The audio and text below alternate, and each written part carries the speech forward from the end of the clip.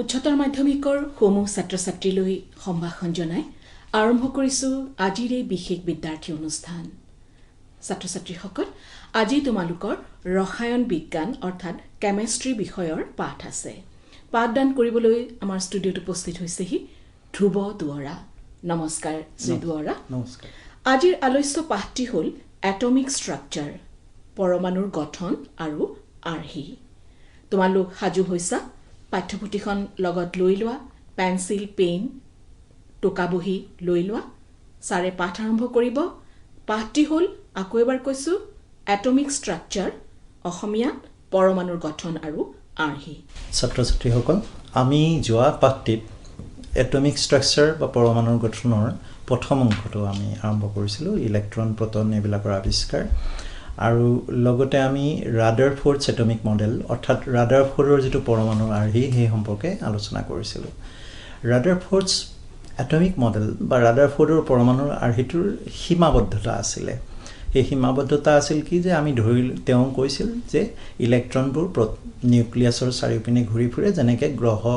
উপগ্ৰহবিলাক সূৰ্যৰ চাৰিওপিনে ঘূৰি থাকে। কিন্তু সেইটো এটা ভুল ধাৰণা আছিল, কিয়নো ইলেক্ট্ৰন হ'ল ঋণাত্মক আধান বিশিষ্ট আৰু নিউক্লিয়াছ ধনাত্মক আধান বিশিষ্ট। যদিহে ঋণাত্মক আধান বিশিষ্ট এটা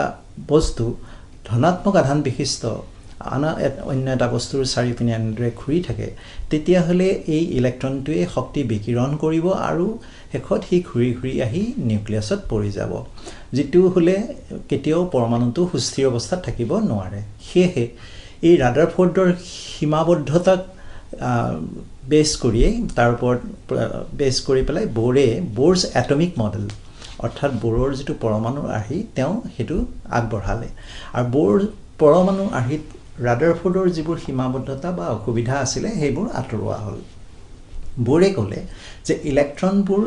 নিউক্লিয়াছৰ চাৰিওপিনে ঘূৰি ফুৰিব, কিন্তু কিছুমান বৃত্তাকাৰ কক্ষতহে ঘূৰিব, আৰু সেই বৃত্তাকাৰ কক্ষবিলাকক ঘূৰি থকা সময়ত ইলেক্ট্ৰনটোৱে কেতিয়াও শক্তি বিকিৰণ বা শোষণ কৰিব নোৱাৰে। কিন্তু এটা সুবিধা আছে যে ইলেক্ট্ৰনটো এটা কক্ষৰ পৰা আন এটা কক্ষলৈ জাপ মাৰিব পাৰে, আৰু যেতিয়া সি জাপ মাৰে সি হয় শক্তি শোষণ কৰিব লাগিব, নহ'লে শক্তি বিকিৰণ কৰিব লাগিব। সেইটো কেনেকৈ হ'ব? যদি ইলেক্ট্ৰনটো যে ইফ ইট জাম্পছ ফ্ৰম যে হায়াৰ অৰ্বিট টু লোৱাৰ অৰ্বিট, অৰ্থাৎ উচ্চ কক্ষৰ পৰা যদি নিম্ন কক্ষলৈ সি জাপ মাৰে তেতিয়া সি শক্তি বিকিৰণ কৰিব, আৰু যদি নিম্ন কক্ষৰ পৰা উচ্চ কক্ষলৈ জাপ মাৰে তেতিয়া সি শক্তি শোষণ কৰিব। গতিকে সেই ইলেক্ট্ৰনৰ যিটো জাপ, ইলেক্ট্ৰনিক ট্ৰানজিশ্যন বুলি আমি যাক কওঁ, সেই জাপ মৰা কথাখিনি ব'ৰে প্ৰথমতে আগবঢ়ালে। লগতে যিহেতু ইলেক্ট্ৰনটো এটা বৃত্তাকাৰ কক্ষত ঘূৰি আছে, অৰ্থাৎ এই বৃত্তাকাৰ গতিৰ বাবে ইলেক্ট্ৰনৰ এটা ভৰবেগ থাকিব, যিটো কৌণিক ভৰবেগ বুলি কোৱা হয়, এংগুলাৰ মমেণ্টাম। সেই ইলেক্ট্ৰনটোৰ কৌণিক ভৰবেগটো আমি এটা বিশেষ সূত্ৰ ব'ৰে আমাক দিছে, সেইটো হ'ল mvr = nh/2 পাই। ইয়াত m ইলেক্ট্ৰনৰ ভৰ, v হ'ল ইলেক্ট্ৰনৰ গতিবেগ, আৰু r হ'ল যিটো বৃত্তাকাৰ কক্ষ আছে তাৰ ব্যাসাৰ্ধ, আৰু =nh/2 পাই। nটো এটা ব'ৰে নতুনকৈ তেওঁ ইণ্ট্ৰডিউচ কৰিলে, এইটো কক্ষটো বুজাবৰ কাৰণে nৰ কিছুমান মান আছে, n = 1 2 3 4, first orbit, second orbit, third orbit, এনেকৈ তেওঁ ক'লে যে প্ৰথম কক্ষ, দ্বিতীয় কক্ষ, তৃতীয় কক্ষ, এনেকৈ nৰ ভেলু কেতিয়াও 0 নহয়, কাৰণ শূন্য কক্ষ সম্ভৱপৰ নহয়। গতিকে এই কক্ষবিলাক, আৰু এইচটো এটা ধ্ৰুৱক, প্লাংকছ কনষ্টেণ্ট বুলি কয়, প্লাংকৰ ধ্ৰুৱক, /2 পাই। গতিকে ব'ৰে এইটো এটা সূত্ৰ দিলে যে mvr = nh/2 পাই, যাৰ সহায়ত আমি ইলেক্ট্ৰনৰ যিটো কৌণিক ভৰবেগ সেইটো আমি পাবলৈ সক্ষম হ'লোঁ। গতিকে ব'ৰৰ যিটো তত্ত্ব, ব'ৰছ থিয়ৰী, ব'ৰৰ তত্ত্বৰ সহায়ত ৰাদাৰফোৰ্ডৰ যিখিনি পৰমাণুৰ আৰ্হিৰ সীমাবদ্ধতা আছিল সেইখিনি কিছু পৰিমাণে সমাধান হ'ল।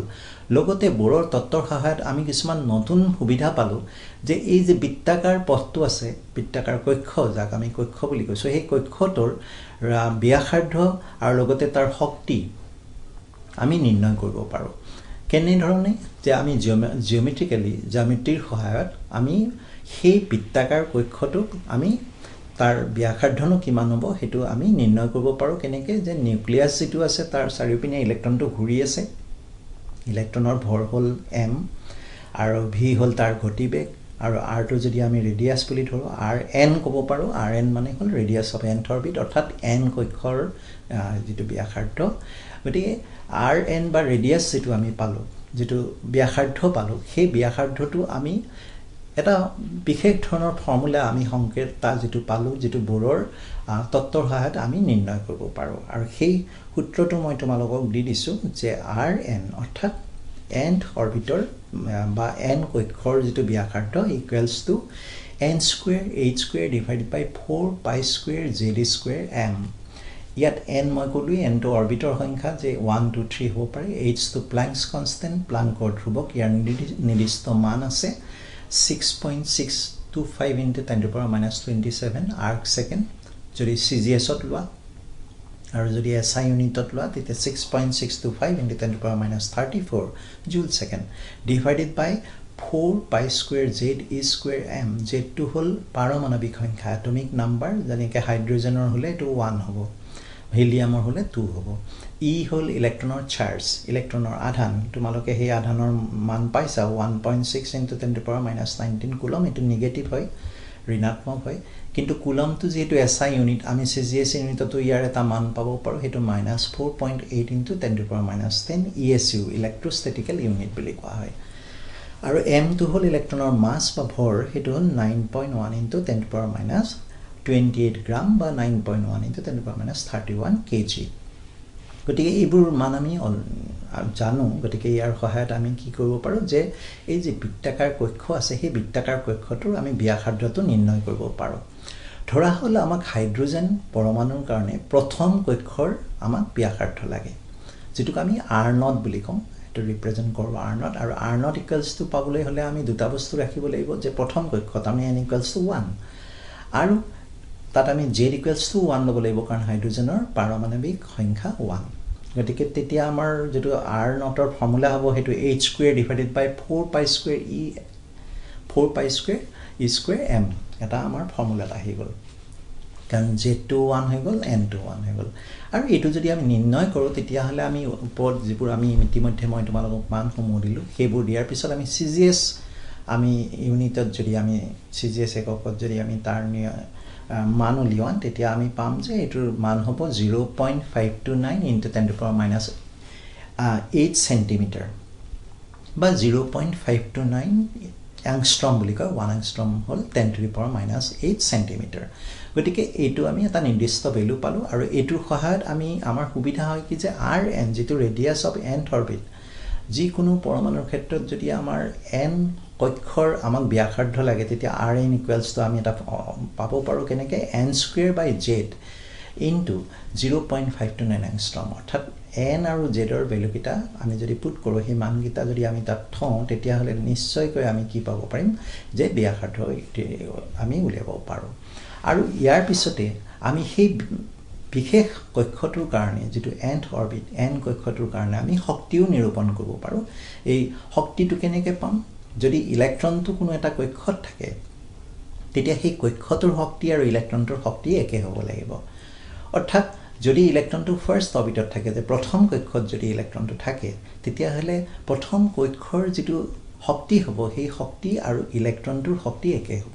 এটা ইলেক্ট্ৰনৰ দুই ধৰণৰ শক্তি আছে এটা হল পটেনশিয়াল এনাৰ্জি অৰ্থাৎ স্থিতি শক্তি আৰু এটা হল কাইনেটিক এনাৰ্জি অৰ্থাৎ গতি শক্তি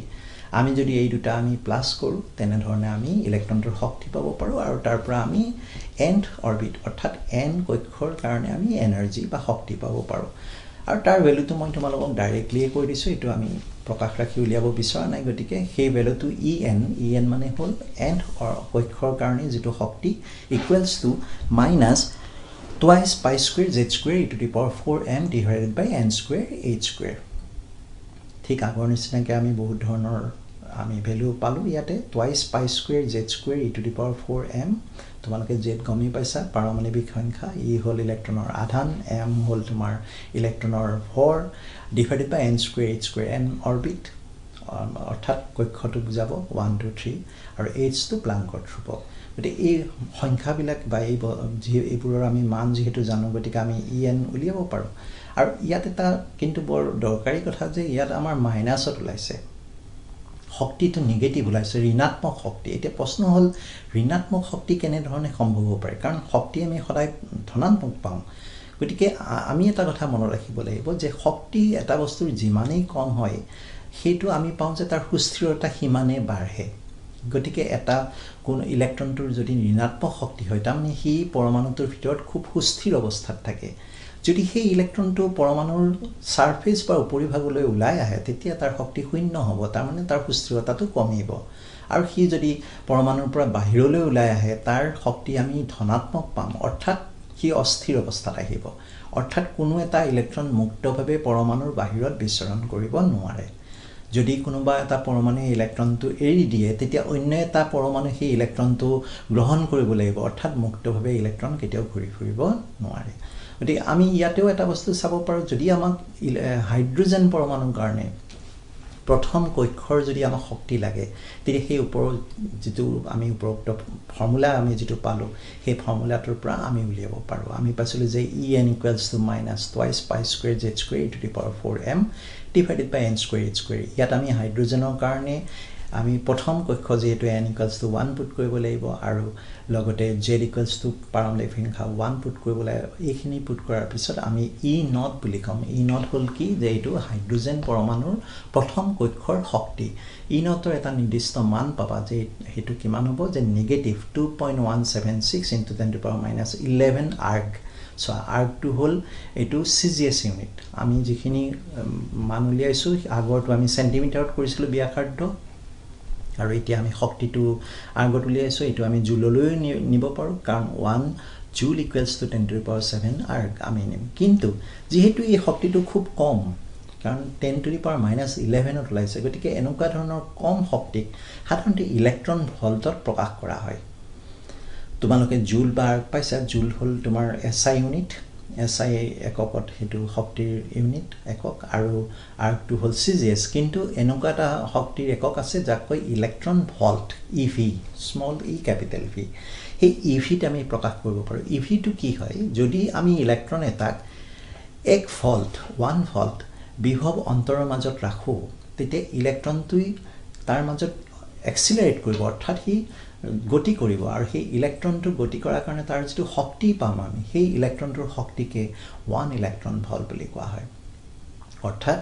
বিভৱ অন্তৰ বা ভোল্টেজ 1 ভোল্ট হ'ব লাগিব আৰু ইলেক্ট্ৰনটো গতি কৰিলে ইলেক্ট্ৰন কোন ফালে গতি কৰিব হি নিশ্চয়কৈ ধনাত্মক প্লেটখনৰ ফালে গতি কৰিব আৰু তেতিয়া ইলেক্ট্ৰনটোৰ যেটো শক্তি আহিব এই শক্তিটোকে আমি কি বুলি কম 1 ইলেক্ট্ৰন ভল্ট আৰু আমি তাৰ যদি মান উলিয়াম তেতিয়া আমি পাম যে 1 ইলেক্ট্ৰন ভল্ট = 1.6 × 10⁻19 জুল বা আৰ্গত যদি আমি কৰো 1.6 × 10⁻12 আৰ্গ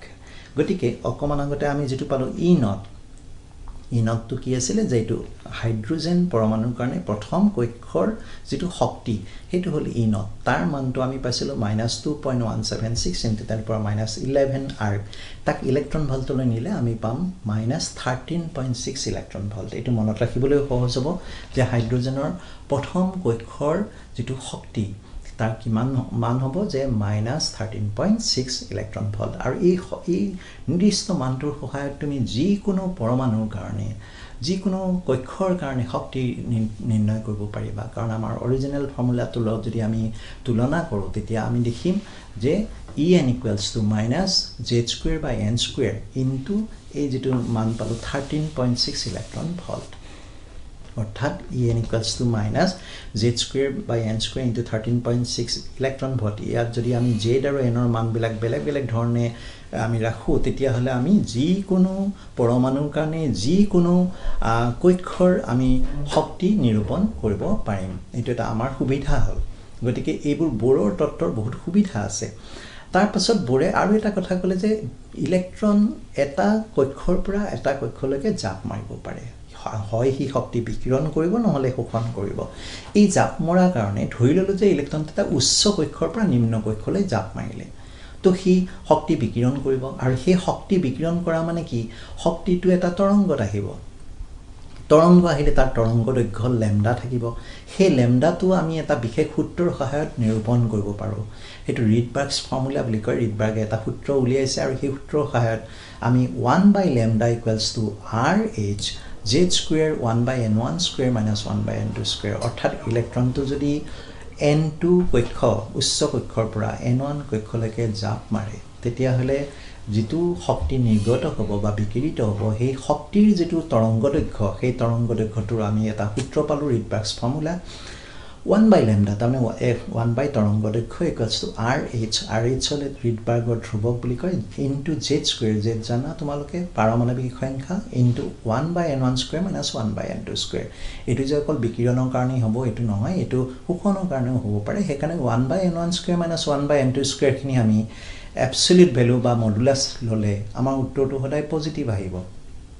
ধনাত্মক আহিব আমাৰ উত্তৰটো ধনাত্মক আহাটো এই কাৰণেই প্ৰয়োজন কাৰণ ল্যামডা হল ওয়েভ লেংথ তৰংগ দৈৰ্ঘ্য এটা দূৰত্ব কেতিয়াও ঋণাত্মক হ'ব নোৱাৰে গতিকে এনেকুৱা ধৰণে আমি উলিয়াব পাৰো RH যিটো ৰিডবাৰ্গৰ আমি ধ্ৰুৱক পাইছো এই ৰিডবাৰ্গৰ ধ্ৰুৱকৰ এটা নিৰ্দিষ্ট মান আছে RH equals to 109,679 centimeter inverse এটো CGS ইউনিটতে মই দিছো গতিকে এই মানটো উলিয়াই আমি যিকোনো ক্ষেত্ৰতে ইলেক্ট্ৰনটো যদি আমি কোনটো কক্ষৰ পৰা কোনটো কক্ষলৈকে জাপ মাৰে অৰ্থাৎ n1 আৰু n2 যদি আমি মান জানো তেতিয়ালে আমি ল্যামডাটো নিৰ্ণয় কৰিব পাৰো গতিকে ইয়াৰ ওপৰতে ধাৰণা কৰি এটা নতুন বস্তুৰ আৱিষ্কাৰ হ'ল বা নতুন এটা সূচনা হ'ল হেতু হ'ল হাইড্ৰোজেন স্পেক্ট্ৰাম বা হাইড্ৰোজেনৰ বৰ্ণালী তোমালোকে বৰ্ণালী পাইছা বৰ্ণালী কেনেকুৱা যে যেটো আমাৰ হোৱাইট লাইট বুলি কওঁ যেটো বগা পোহৰ সেই বগা পোহৰ যদি এটা প্ৰিজমৰ মাজেদি পাৰ হ'বলৈ দিওঁ আৰু তাক যদি এখন বগা কাগজ বা বগা পৰ্দাত পৰিবলৈ দিওঁ তাত আমি সাতটা ৰং পাম তাক আমি ভিবজিঅ বা বেগনি হেৰাহুৰ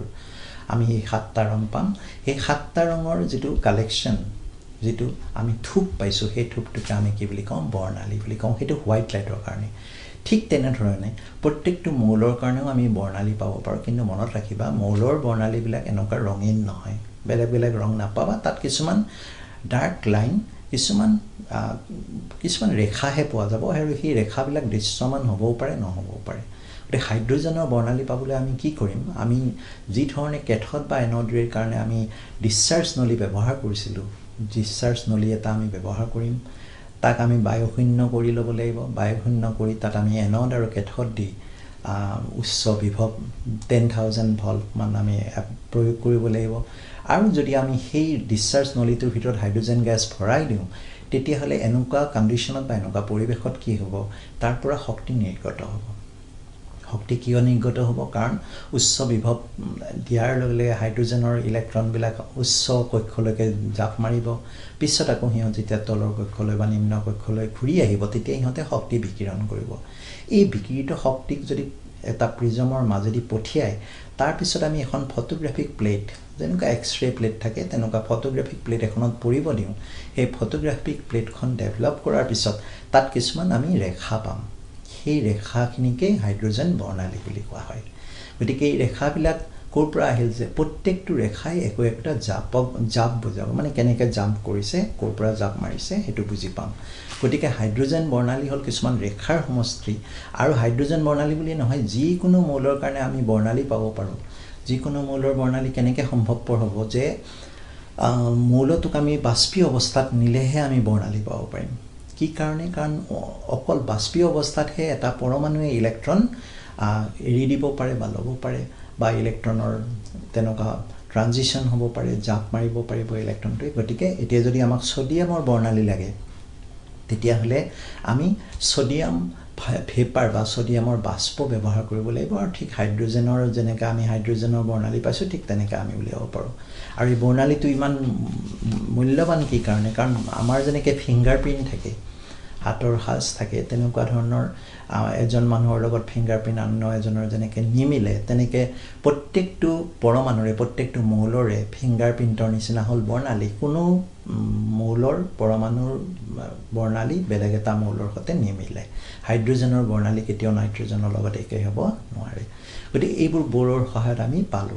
গতিকে বোৰে আমাক হাইড্ৰোজেন বৰ্ণালীৰ আইডিয়া দিলে বোৰে আমাক কি ক'লে যে কক্ষ কেনেকৈ উলিয়াব দিলে কক্ষৰ ব্যাসাৰ্ধ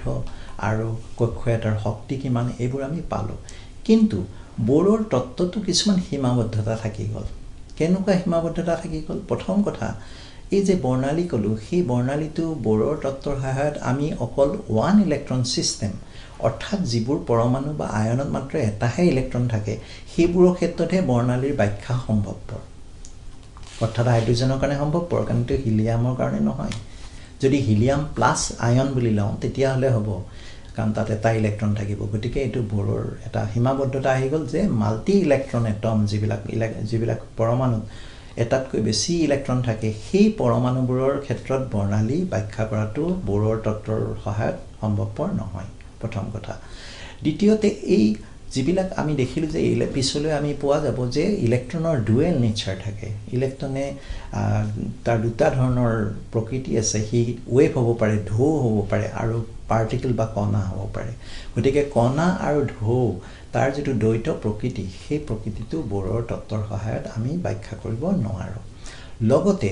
ইলেক্ট্ৰনটো সাৰ্টেইন নহয় এটা মানে ইলেক্ট্ৰনটো কোড আছে আমি হেতু ক'ব নোৱাৰো ইলেক্ট্ৰনটো সাৰ্টেইন নহয় আনসাৰ্টেইন মানে আমি ইলেক্ট্ৰনটো যে ইয়াতে আছে নে তাতে আছে আমি হেতু নিৰ্দিষ্টকৈ ক'ব নোৱাৰো তাৰ স্থান কোড আসলতে কোড আছে কি কাৰণে কাৰণ ইলেক্ট্ৰনটো বহুত সৰু দ্বিতীয়তে ইলেক্ট্ৰনটো ডুৱেল নেচাৰ বা দ্বৈত প্ৰকৃতি আছে হি তৰংগও হ'ব পাৰে লগতে হি কণাও হ'ব পাৰে আৰু তৃতীয়তে ইলেক্ট্ৰনটো খুব বেছি গতিবেগত যেতিয়া ঘূৰি থাকে গতিকে তাক আমি নিৰ্দিষ্টভাৱে কোন স্থানত থাকে আমি কেতিয়াও ক'ব নোৱাৰো গতিকে এই বস্তুবিলাক আমি বোৰৰ তত্ত্বৰ সহায়ত ব্যাখ্যা কৰিব নোৱাৰো আৰু আটাইতকৈ প্ৰয়োজনীয় কথাটো হ'ল আমি যিবোৰ হাইড্ৰোজেনৰ বৰ্ণালী পালো তাত আমি কিছুমান লাইন বা ৰেখা পালো সেইকাৰণে এইবোৰক ৰেখা বৰ্ণালী বুলি কোৱা হয় সেই ৰেখা বৰ্ণালীবিলাকৰ ক্ষেত্ৰত দেখা গৈছে যে একোটা ৰেখাই একোটা জাপ মাৰাটোকে বুজায় যে হাইড্ৰোজেনৰ যেটো ইলেক্ট্ৰন আছে এটো কোনটো কক্ষৰ পৰা কোনটোলৈকে জাপ মাৰিলে কিন্তু দেখা গৈছে কি যে যদি এই বৰ্ণালীটো আমি বৈদ্যুতিক ক্ষেত্ৰ বা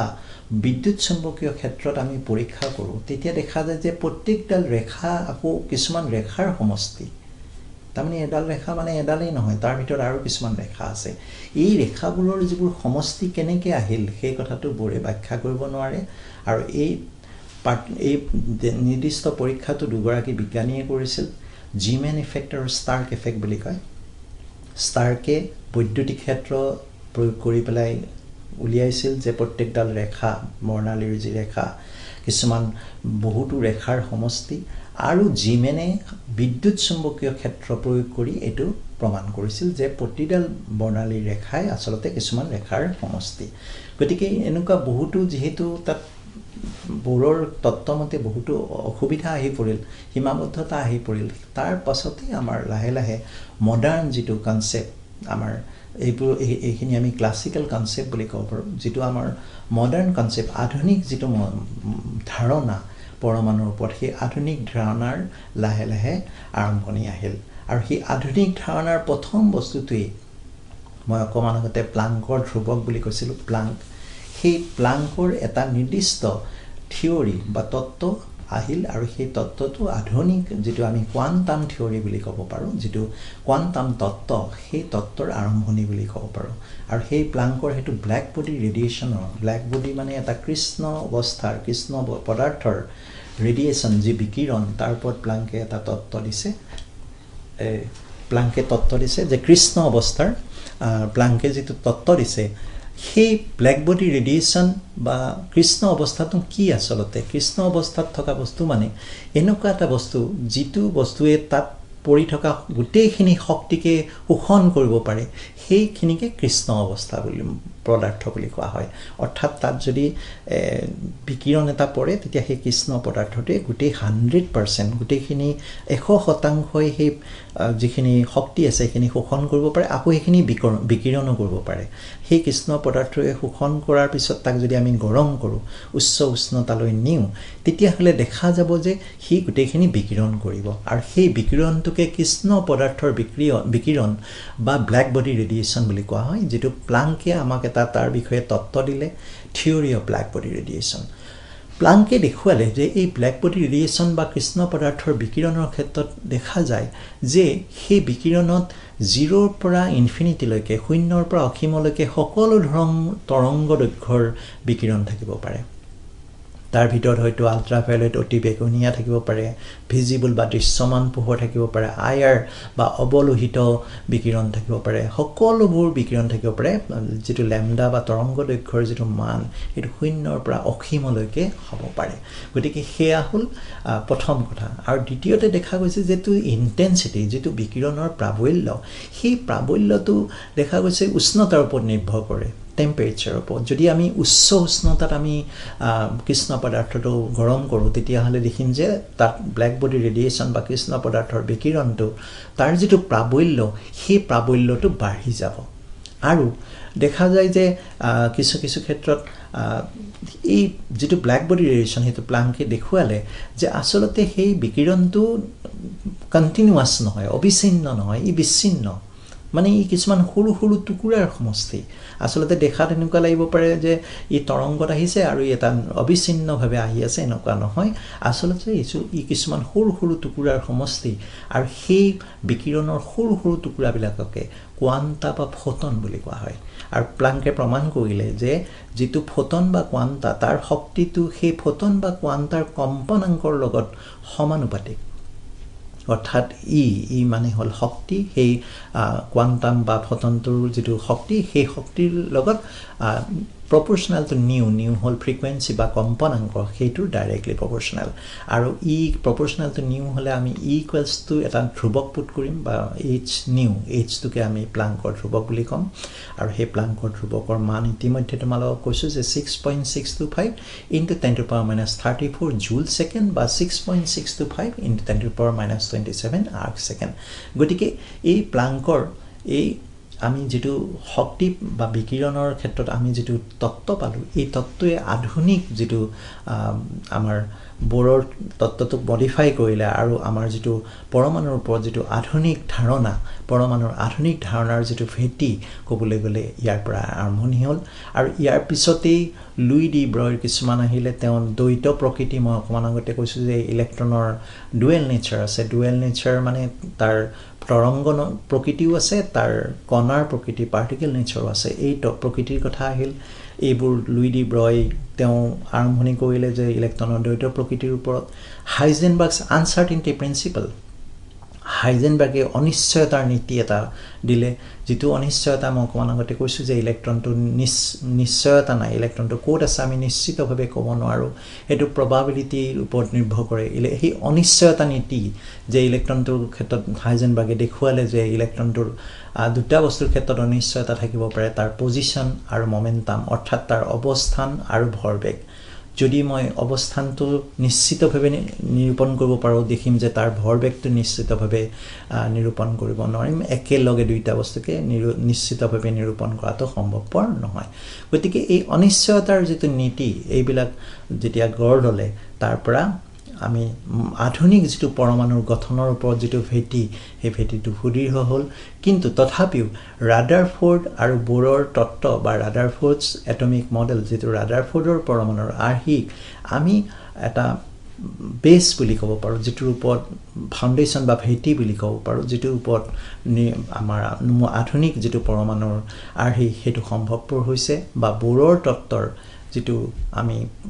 ইতিমধ্যে পালো গতিকে সেই বোৰৰ তত্ত্বৰ ওপৰত ভেটি কৰি মডাৰ্ন যেটো এটমিক ষ্ট্ৰাকচাৰ পৰমাণুৰ যেটো আধুনিক আৰ্হি সেই আধুনিক আৰ্হি আমি পাব পাৰো গতিকে এই ক্ষেত্ৰত আমি এইখিনিলৈকে আমি কৰিব পাৰো আৰু ইয়াৰ পিছতে গতিকে আমি এইখিনি পাইছো এইখিনিলৈকে আমি পালো এতিয়া ইয়াৰ পিছত আৰু এটা আমি এইখিনিতে আমি আলোচনা কৰিব পাৰো হেতু হল আইনষ্টাইনৰ এটা নিৰ্দিষ্ট ক্ৰিয়া আছে হেতু ফটো ইলেক্ট্ৰিক এফেক্ট বুলি কয় আলোক বৈদ্যুতিক ক্ৰিয়া বুলি কোৱা হয় ফটো ইলেক্ট্ৰিক এফেক্ট গতিকে আলোক বৈদ্যুতিক ক্ৰিয়াৰ আমি এই বিষয়ে অলপমান আলোচনা কৰো কাৰণ আইনষ্টাইনৰ কথা কলে আমি সাধাৰণতে যেটো থিওৰি অফ ৰিলেটিভিটি যেটো আপেক্ষিকতাবাদৰ সূত্ৰ বুলি কওঁ এই আপেক্ষিকতাবাদৰ সূত্ৰৰ বিষয়ে আমি জানো যে ইকুৱেলছ টু mc² যে যদি কোন এটা পদাৰ্থ যদি পোহৰৰ গতিবেগত যায় তেতিয়া হলে সেই পদাৰ্থটোৰ যেটো ভৰ হেতু শক্তিলৈ ৰূপান্তৰ ঘটে কিন্তু এটো এটা তত্ত্ব হে থিওৰি এটো এক্সপেৰিমেন্টালি প্ৰুফ নহয় পৰীক্ষামূলকভাৱে ইয়াক প্ৰমাণ কৰা হোৱা নাই গতিকে আইনষ্টাইনৰ যেটো বৈদ্যুতিক মানে বিদ্যুৎ আমি যেটো ফটো ইলেক্ট্ৰিক ইফেক্ট বুলি কৈছো যেটো ফটো মানে আসলতে লাইট আলোক বৈদ্যুতিক যেটো ক্ৰিয়া এই বস্তুটো পৰীক্ষামূলকভাৱে প্ৰমাণিত আৰু ইয়াৰ কাৰণে আইনষ্টাইনে আসলতে নোবেল প্ৰাইজ পাইছিল গতিকে ফটো ইলেক্ট্ৰিক ইফেক্ট মানে কি তো নামটোতে এটা বস্তু লুকাই আছে যে ফটো ইয়াত লাইট বা বিকিৰণৰ শক্তি বা বিকিৰণৰ কথা কোৱা হৈছে আৰু তাৰ পৰা কিবা বিদ্যুতৰ কথা এটা কোৱা হৈছে এটো কি বস্তু দেখা গৈছে যে কিছুমান ধাতুৰ ওপৰত মেটেলৰ ওপৰত যদি একোটা বিকিৰণ তাৰ ওপৰত পেলাই দিয়া হয় তেতিয়া দেখা যায় যে তাৰ পৰা কিছুমান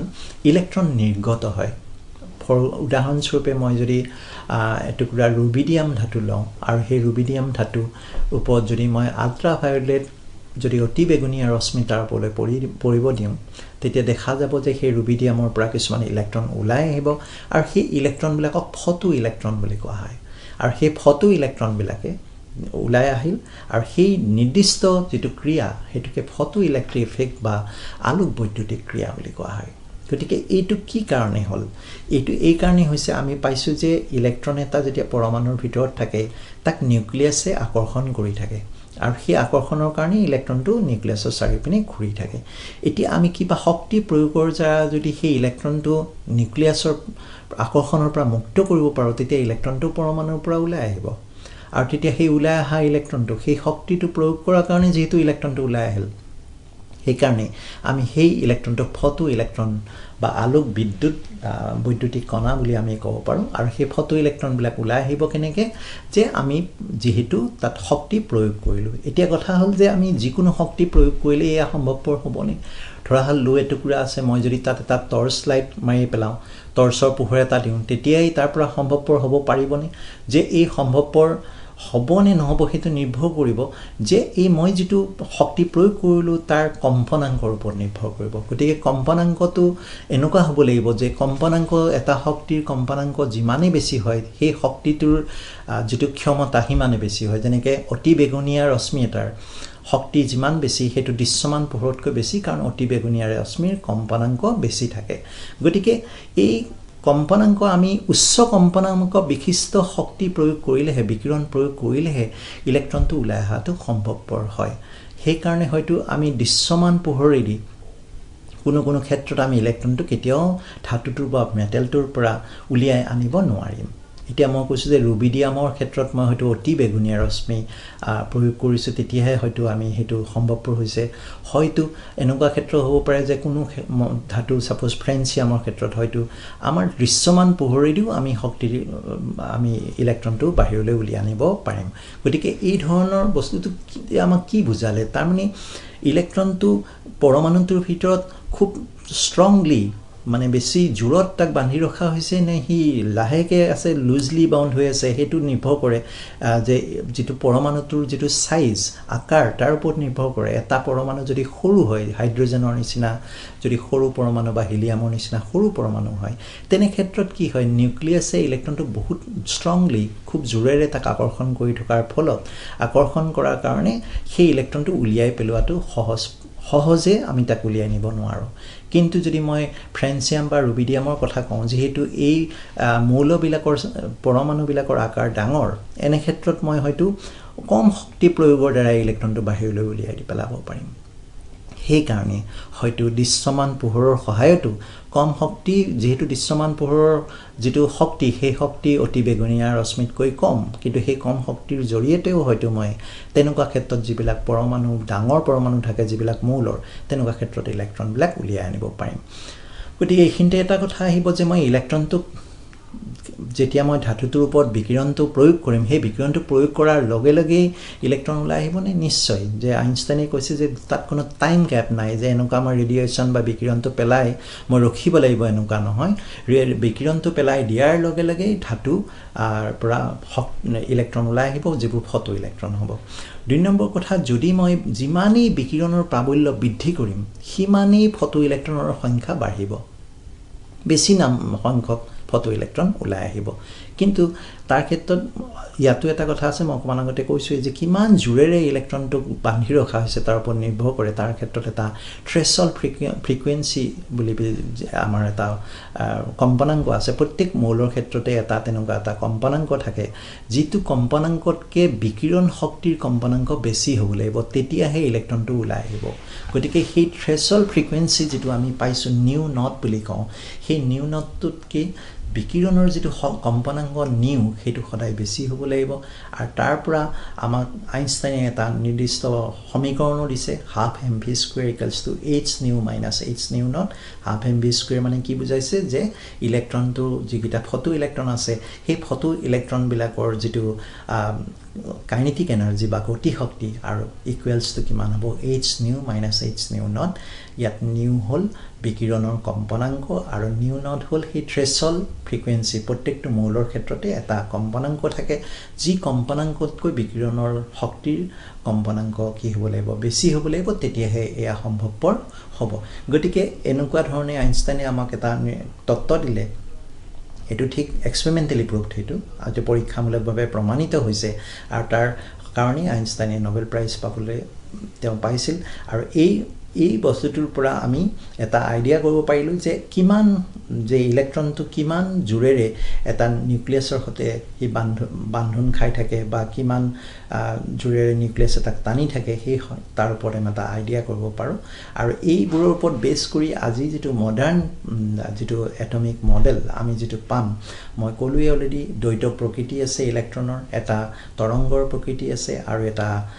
কণাৰ প্ৰকৃতি আছে ইলেক্ট্ৰনৰ ক্ষেত্ৰত আমি আৰু পালো কি যে অনিশ্চয়তা হয় ইলেক্ট্ৰনটো নিশ্চিতভাৱে আমি ক'ব নোৱাৰো ক'ত আছে তাৰ ভৰবেগ আৰু অৱস্থানৰ অনিশ্চয়তা আছে যদি ভৰবেগটো নিশ্চিত হয় তেতিয়া হলে অৱস্থানটো নিশ্চিত হ'ব এনেকুৱা ধৰণৰ আমি নতুন নতুন ধাৰণাবিলাক পালো আৰু হাইড্ৰোজেনৰ বৰ্ণালীটো কিন্তু বোৰৰ এটা অৱদান বুলি ক'ব লাগিব আৰু বোৰৰ কেইগৰাকীমান ছাত্ৰই তেওঁলোকে অধ্যয়ন কৰি হাইড্ৰোজেন বৰ্ণালীটো উলিয়াইছে বেলেগ বেলেগ ছাত্ৰসকলে তেওঁলোকৰ নামকেইটা মই কৈ দিছো লিমেন বামাৰ পাছেন ব্ৰেকেট ফান পাঁচ গৰাকী ছাত্ৰ আৰু তেওঁলোকে বৰ্ণালীবিলাক উলিয়াইছে তেওঁলোকে এনেকুৱাকৈ নিয়ন্ত্ৰণ কৰিছিলে যে ইলেক্ট্ৰনটো লিমেনে হয়তো ইলেক্ট্ৰনটো এনেকৈ নিয়ন্ত্ৰণ কৰিছিলে যে বিভৱ অন্তৰ ধুনীয়া এনেকৈ প্ৰয়োগ কৰিছিল যে ইলেক্ট্ৰনটো সদায় প্ৰথম কক্ষলৈ আহে ফাৰ্ষ্ট অৰ্বিটলৈ আহে গতিকে এই ধৰণৰ বস্তুবিলাক আমি আলোচনা কৰিলো আৰু এতিয়া এই বিষয়ে আমি ছাত্ৰ ছাত্ৰীসকলৰ পৰা যদি কিবা জানিব তেওঁলোকে জানিব বিচাৰে আমি ক'ব পাৰিম ছাত্ৰ ছাত্ৰীসকল ইমান পৰে তোমালোকে এটমিক ষ্ট্ৰাকচাৰ আমি ইয়াৰ আগৰ এবাৰ পাঠটো আমি এটমিক ষ্ট্ৰাকচাৰৰ কথা পাতিছিলো তাৰ বাকি ৰৈ যোৱা অংশখিনি আজি আপুনি আলোচনা কৰিলে পৰমাণুৰ গঠন আৰু আৰ্হি সম্পৰ্কে আশা কৰিছো তোমালোকে মনোযোগেৰে ছাৰৰ কথাখিনি শুনিছা ছাৰে অতি ফহিয়াই কথাবোৰ বিস্তৃতভাৱে আলোচনা কৰিছে এতিয়া আমি তোমালোকৰ প্ৰশ্নৰ অপেক্ষাত আছো ফোন নম্বৰ দুটি কৈ দিছো 2320 আৰু 2662325 এই ফোন নম্বৰৰ আগত 0361 গুৱাহাটীৰ কোডটো লগাই লবা হোৱাটছএপ নম্বৰ ইটো আছে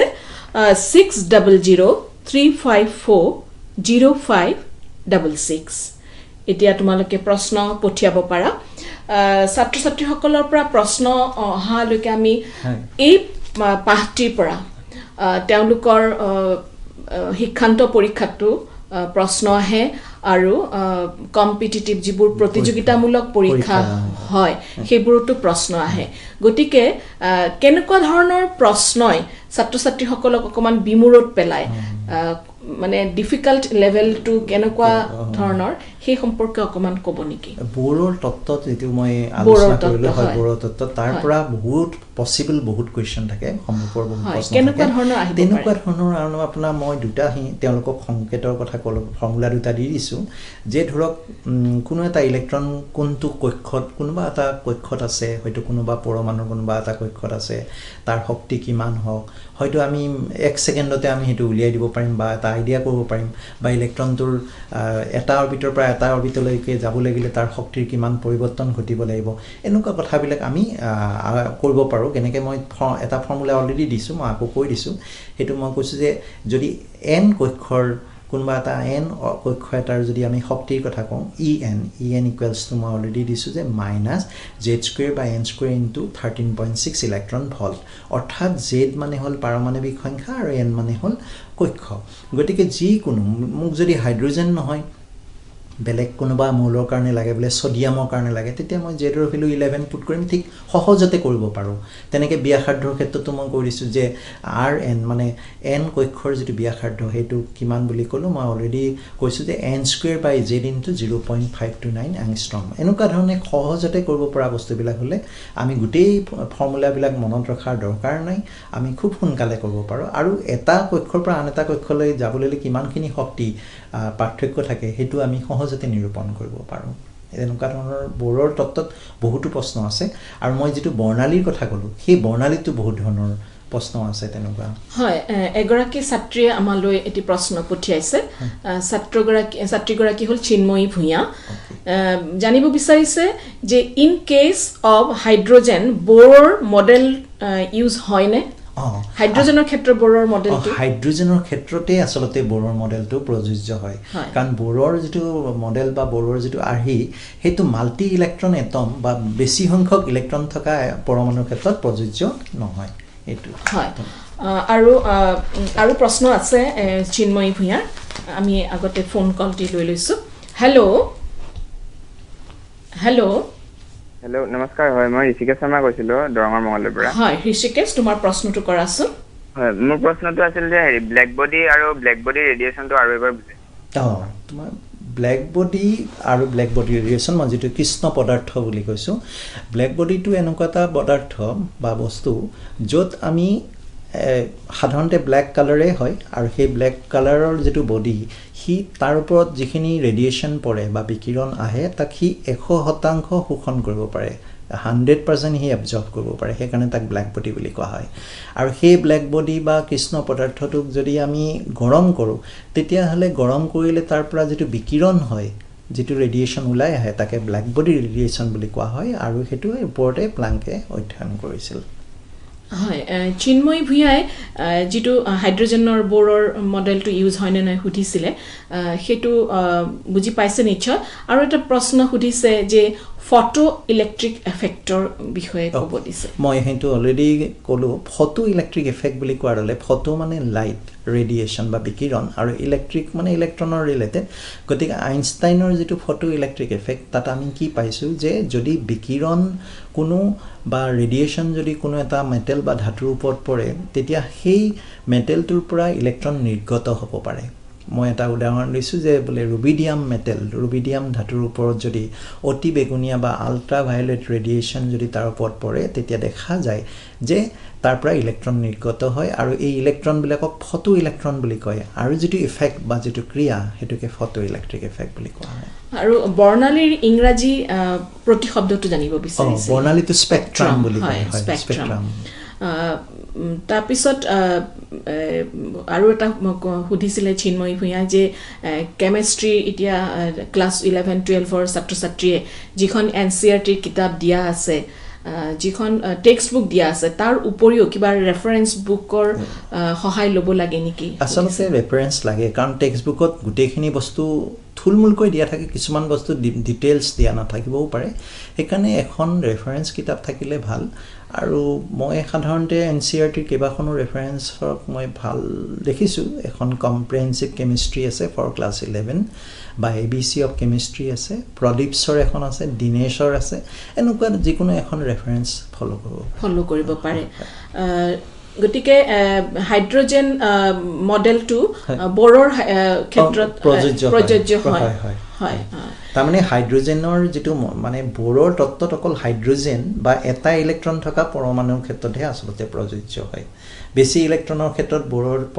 যেটো তত্ত্ব হেতুৱে তাৰ যেটো বৰ্ণালী বা স্পেক্ট্ৰামটো এক্সপ্লেইন কৰিব নোৱাৰে ব্যাখ্যা কৰিব নোৱাৰে চিন্ময়ী আশা কৰিছো তুমি উত্তৰটি ভালদৰে পাইছা তাৰ পিছত এতিয়া আপুনি কৈছিলে বৰৰ তত্ত্বৰ পৰা বহু ধৰণৰ প্ৰশ্ন আহিব পাৰে প্ৰতিযোগিতামূলক পৰীক্ষাৰ কাৰণে তেওঁলোকে কেনেকৈ নিজকে তৈয়াৰ কৰিব তাৰমানে ইয়াত মই আৰু এটা বস্তু ক'লো যিটো স্পেক্ট্ৰাম বুলি ক'লো হাইড্ৰজেন স্পেক্ট্ৰাম মই ক'লো যে তাত 5-6 গৰাকীমান ছাত্ৰ আছিল বৰৰ তেওঁলোকে উলিয়াইছিলে বুলি ক'লো লিমেন বা আমাৰ পাছেন ব্ৰেকেট ফান আচলতে চিৰিয়েলি নামবোৰ মনত ৰাখিলে কি হয় ধুনীয়াকৈ আমি বস্তুখিনি গম পাওঁ যে কোনটো ইলেক্ট্ৰনটো কোনটো কক্ষৰ পৰা কোনটো কক্ষলৈ জাপ মাৰিছে বা এনেকুৱা ধৰণৰ কথাবিলাক আৰু সেইবোৰৰ সহায়ত লিমেন যে যিকোনো উচ্চ কক্ষৰ পৰা ফাৰ্ষ্ট অৰ্বিট বা প্ৰথম কক্ষলৈ আহে বা আমাৰ দ্বিতীয় কক্ষ পাছেনৰ তৃতীয় কক্ষলৈ আহে ব্ৰেকেটত চতুৰ্থ বা ফাণ্ডত পঞ্চম হামফ্ৰী বুলিও এটা আছে ষষ্ঠ এনেকৈ চিৰিয়েলি এইবোৰ খুব মনত ৰখাটো দৰকাৰ আৰু সেই যিবোৰ লাইন বা ৰেখা বৰ্ণালী বুলি কৈছোঁ সেইবিলাক কোন কোন ক্ষেত্ৰত দেখা গৈছে যে লিমেনৰ যিবোৰ লাইন সেইবোৰ দেখা পোৱা নাযায় দৃশ্যমান নহয় অতি বেগুনীয়া যিটো অঞ্চল তাত আহে বা আমাৰখিনি ভিজিবল যিটো দৃশ্যমান অঞ্চলত বা আমাৰ দেখা পোৱা যাব লাইনবিলাক বা অন্যবিলাক অৱলোহিত বা আয়াৰত আহে গতিকে আমি হয়তো দেখা পোৱা নাপাম এইবিলাক এনেকুৱা ধৰণৰ বস্তুবিলাক জানিব লাগে আচলতে সৰু সৰু বস্তু কিন্তু চিৰিয়েলি এইবোৰ মনত ৰাখিব পাৰিলে খুবেই ভাল আৰু লগতে আইনষ্টাইনৰ মই এটা ইকুৱেশ্যন ক'লোঁ যে photo electron half mv² equals to h nu minus h nu not বুলি এই ইকুৱেশ্যনবিলাক আপ টু ডেট হ'লে কি হয় যে তাত যিকোনো ক্ষেত্ৰতে আমি সৰু প্ৰশ্ন এটা আহিলেও যে মোক যদি তাত প্ৰশ্নটো সোধে যদি এটা বিকিৰণৰ যিটো কম্পনাংক সেইটো যদি থ্ৰেছল ফ্ৰিকুৱেঞ্চি তাৰ যিটো ক্ৰিটিকেল বা থ্ৰেছল যিটো কম্পনাংকৰ সৈতে একে হয় তেতিয়া কি হ'ব তেতিয়া ইলেক্ট্ৰন ওলাই আহিব নোৱাৰে ইলেক্ট্ৰনটো ছাৰ্ফেচতে থাকি যাব তাৰ গতিশক্তি শূন্য হ'ব কিন্তু যদি বিকিৰণৰ কম্পনাংক বেছি হয় সেই থ্ৰেছল ফ্ৰিকুৱেঞ্চিতকৈ তেতিয়াহে সি বাহিৰলৈ ওলাই আহিব এনেকুৱা ধৰণৰ বস্তুবিলাক সৰু সৰু লজিকেল কুৱেশ্যনো আহে আপুনি দুটামান লজিকেল কুৱেশ্যন লজিকেল মই সেইটো এটা ক'লোঁ যে লজিকেল কুৱেশ্যনৰ ভিতৰত এতিয়া মোক যদি কয় যে মই যদি টৰ্চ লাইট এটা এখন লুৰ গেটত মই যদি মাৰি দিওঁ তাৰ পৰা ইলেক্ট্ৰন ওলাব নেকি এনেকুৱা এটা বা কিয় নোলায় এনেকুৱা এটা লজিকেল কুৱেশ্যন তো এইটো নোলায় এইকাৰণে যে টৰ্চৰ পৰা যিটো দৃশ্যমান বা ভিজিবল লাইট আহিব তাৰ কম্পনাংকৰ সহায়ত মই সেই আইৰণ বা লোহাৰ পৰমাণুত থকা ইলেক্ট্ৰনটো উলিয়াই আনিব নোৱাৰোঁ কাৰণ তাৰ যিটো থ্ৰেছল ফ্ৰিকুৱেঞ্চি যিটো তাৰ কম্পনাংক আছে সেই কম্পনাংকতকৈ মই প্ৰয়োগ কৰা দৃশ্যমান পোহৰৰ কম্পনাংকটো কি হ'ব কম হ'ব গতিকে মই তাক উলিয়াই আনিব নোৱাৰিম কিন্তু সেই টৰ্চৰ পোহৰটোৰে হয়তো মই ফ্ৰেঞ্চিয়ামৰ পৰা ইলেক্ট্ৰন উলিয়াই আনিব পাৰিম কি কাৰণে কাৰণ তাত পৰমাণুবিলাকৰ আকাৰ বেছি আৰু যিমানেই পৰমাণুৰ আকাৰ বেছি হয় তিমানেই ইলেক্ট্ৰন আৰু নিউক্লিয়াছৰ মাজত যিটো আকৰ্ষণ সেই আকৰ্ষণটো কম হয় কম হ'লে ইলেক্ট্ৰনটো সহজতে বাহিৰলৈ ওলাই আহিব পাৰে এনেকুৱা ধৰণৰ প্ৰশ্ন সম্ভৱপৰ হ'ব পাৰে আৰু ঠিক তেনেকৈ অনিশ্চয়তাৰ ওপৰত প্ৰশ্ন আহিব পাৰে মই অকণমান ইংগিত এটা দিছোঁ অনিশ্চয়তা মই ব্যাখ্যা কৰা নাই মই কৈছোঁ যে ইলেক্ট্ৰনৰ ডুৱেল নেচাৰ আছে যে ইলেক্ট্ৰনটোৰ তৰংগৰ প্ৰকৃতিও আছে কণাৰ প্ৰকৃতিও আছে সি এটা কণা হিচাপে কাম কৰে নে তৰংগ হিচাপে কাম কৰে সেইটো পৰিৱেশৰ ওপৰত নিৰ্ভৰ কৰে এতিয়া প্ৰশ্ন উঠিব পাৰে মানুহ এটাৰো এনেকুৱা দ্বৈত প্ৰকৃতি থাকিব পাৰে নেকি যে মানুহ এটাৰো ডুৱেল নেচাৰ আমিও তৰংগ হৈ যাব পাৰোঁ নেকি আমিতো কণা পাৰ্টিকেল যে আমি তৰংগ কিয় হ'ব নোৱাৰোঁ এইটো এটা প্ৰশ্ন আহিব পাৰে যদি ইলেক্ট্ৰনটো পাৰে আমি কিয় নোৱাৰোঁ এইটো এইকাৰণে যে ইলেক্ট্ৰনৰ তুলনাত আমাৰ যিটো মাছ যিটো ভৰ এইটো ইমান বেছি যিমানে বস্তু এটাৰ ক্ষেত্ৰত ভৰ বেছি হয় সিমানেই তাৰ তৰংগ দৈৰ্ঘ্যটো কম হয় যিহেতু ইলেক্ট্ৰনটো বহুত সৰু যিটো মাইক্ৰ' পাৰ্টিকেল বুলি কওঁ গতিকে সেই ইলেক্ট্ৰনটো ইমানেই সৰু যে তাৰ ভৰটো ইমান কম যে তাৰ তৰংগৰ প্ৰকৃতিও সম্ভৱপৰ হৈছে কিন্তু আমাৰ ক্ষেত্ৰত ভৰটো ইমানেই বেছি যে আমাৰ তৰংগৰ প্ৰকৃতি সম্ভৱপৰ নহয় গতিকে কোনোবাই যদি আমাক প্ৰশ্ন সোধে যে আপোনাৰ দ্বৈত প্ৰকৃতি আছে নেকি মই ঠিক নাই বুলি নকওঁ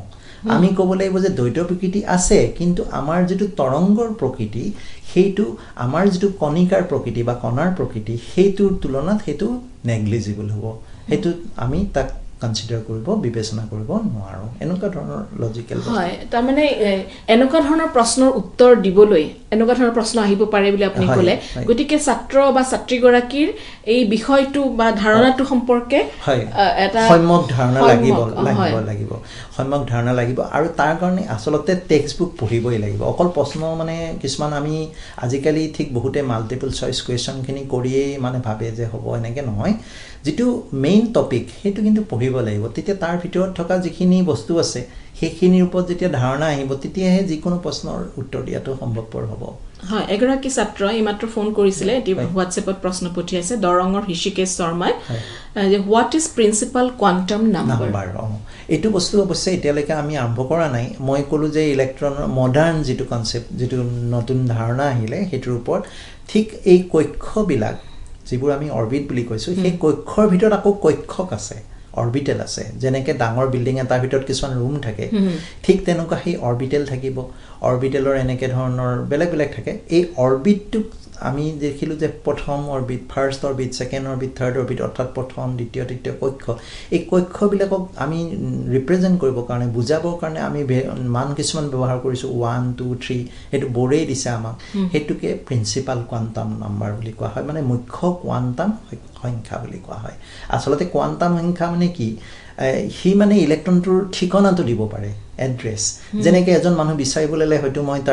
তেওঁৰ ঘৰৰ নম্বৰটো জানিব লাগিব হয়তো তেওঁৰ ৰাস্তাৰ নম্বৰটো জানিব লাগিব পিন নম্বৰ জানিব লাগিব তাৰ নম্বৰহে ঠিকনা দিয়ে গতিকে ইলেক্ট্ৰনটো পৰমাণুটোৰ ভিতৰত ক'ত আছে সেই ইলেক্ট্ৰনটোৰ ঠিকনাটো বিচাৰিবৰ কাৰণে যিবোৰ নম্বৰ আমি ব্যৱহাৰ কৰোঁ সেইবোৰ কোৱান্টাম নাম্বাৰছ বুলি কয় তাৰ মুখ্য সংখ্যাটোৱে হ'ল প্ৰিন্সিপাল কোৱান্টাম নাম্বাৰ যেটো অৰবিট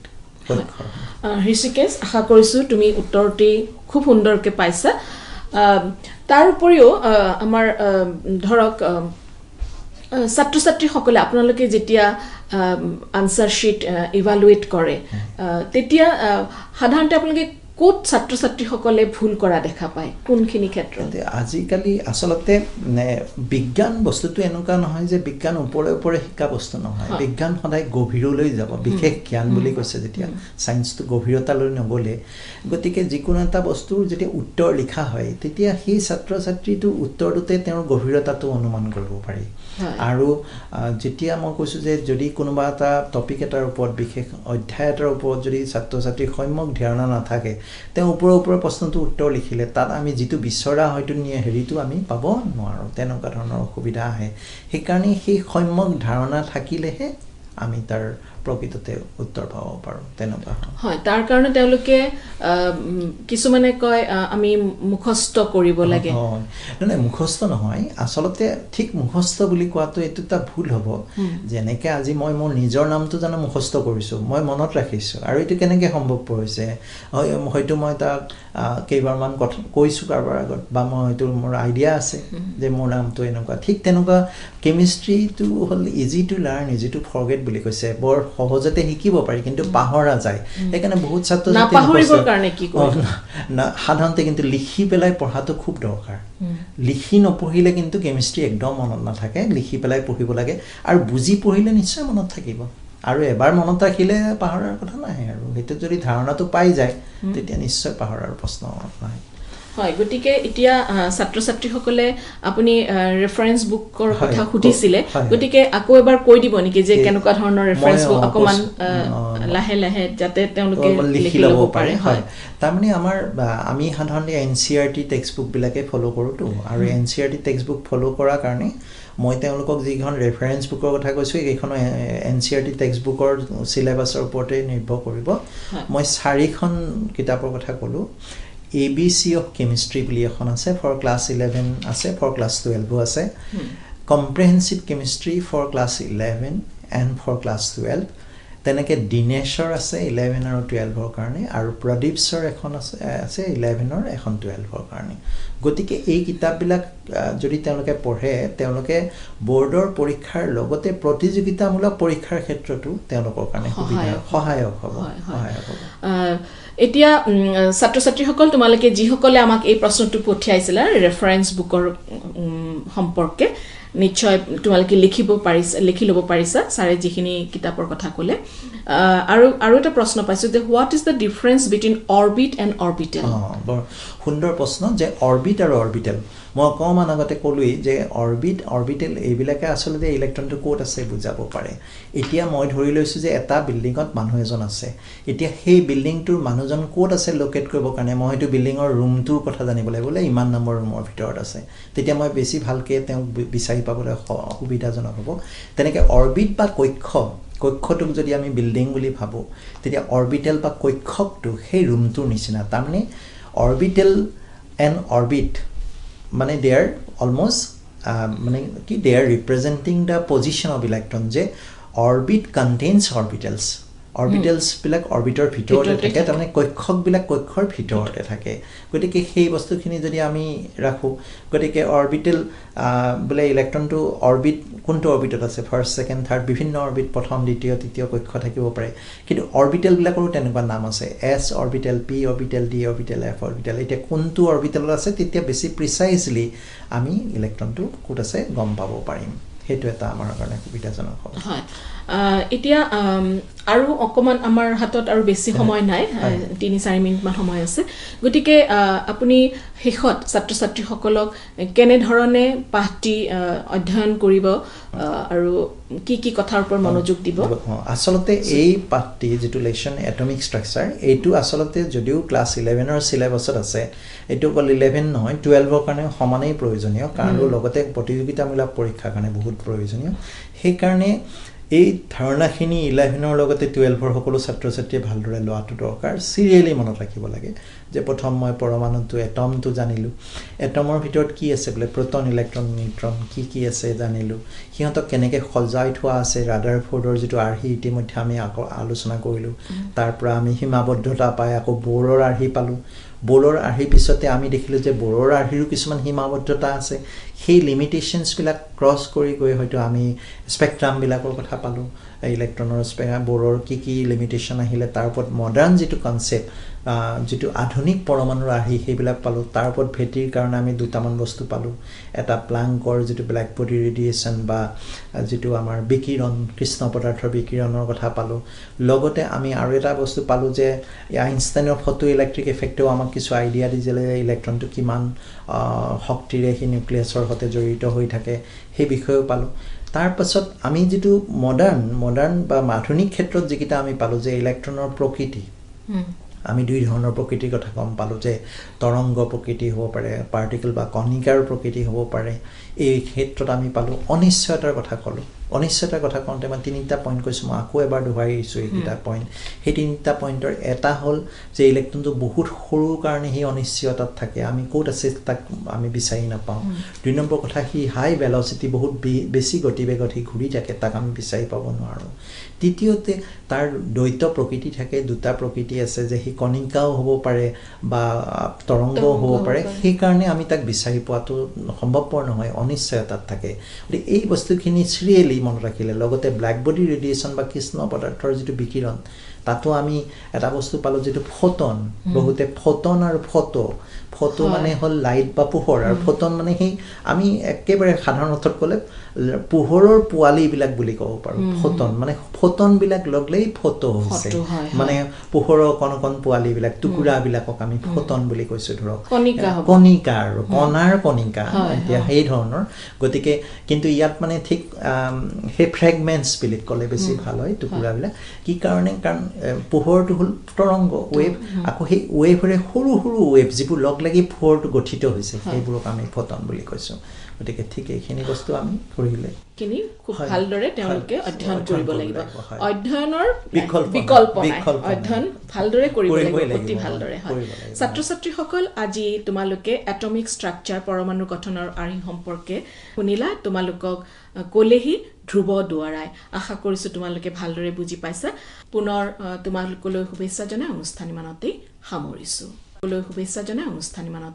সামৰিছো